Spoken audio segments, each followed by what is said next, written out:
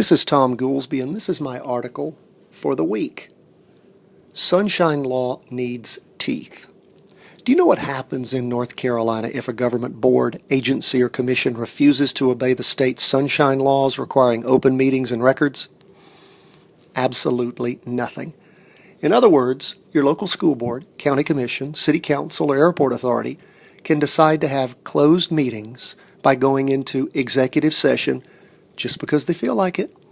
Maybe they don't want the public or the press to be around because the topic under discussion will make them look bad. But there's nothing the public or the press can effectively do about it. There's also nothing any other state, local, or federal official can do about it. There is an open meeting law on the books, but it has absolutely no teeth. In fact, the law doesn't even have any gums. You can file a lawsuit, but it won't allow you into a meeting that's already taken place or provide you with the minutes of a meeting that were never taken. The same law holds true with records. Say a government official or one of his underlings doesn't want you to have a document, an email, or an invoice that would demonstrate mismanagement, fraud, or incompetence. Well, guess what? You can fight them tooth and nail, and even after a protracted court battle, there's no real punishment except for some legal fees, possibly. Does this sound like government run amok with no accountability to anyone? Well, it should appear that way to any public-minded citizen. Let's be clear. North Carolina has an open meeting and open records law on the books. The problem is there's no way to enforce it because there's no punishment for any violation.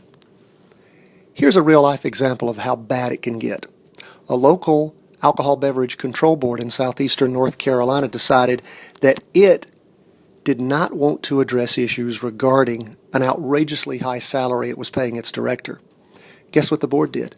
They held a private executive session where they may have discussed the matter. However, since the session was closed to the public, that's an open meeting violation, and since they kept no minutes, that's an open record violation, the public will never know what was done in its name, with its money, on its time.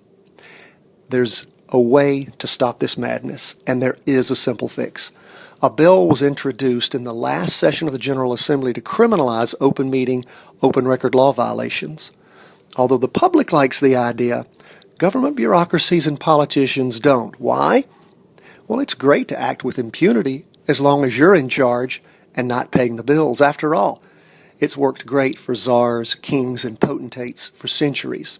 Here's what the proposed law will do. If you violate the open meeting, open record law, you can be charged with a Class 3 misdemeanor. Now, this is the lowest level crime on the books. However, it's still a crime punishable by up to 20 days in jail. The intent of the law is not to jail politicians and bureaucrats. It's meant to fire a shot across the bow of potential offenders. Upon its implementation, the law will change the default position on government meetings and records to make them open rather than closed. And only an extremely dim-witted bureaucrat or politician will refuse to give out a government record or close a meeting unless they're told to do so by their lawyer. The result of this proposed law should be more open government, faster and greater access to records, and less hanky-panky, self-dealing, and corruption on the part of officials. Nonetheless, it will be up to the public and the press to demand accountability from their leaders. It was the French lawyer, diplomat, and writer Joseph de Maistre who said, "People get the government they deserve. In North Carolina, we deserve better than the status quo." Again, I'm Tom Goolsby, a state senator, practicing attorney, and law professor. I serve as chairman on the Judiciary I Committee in the North Carolina Senate, and I introduced this change to the open meeting, open record law last session, and I'll do it again this session.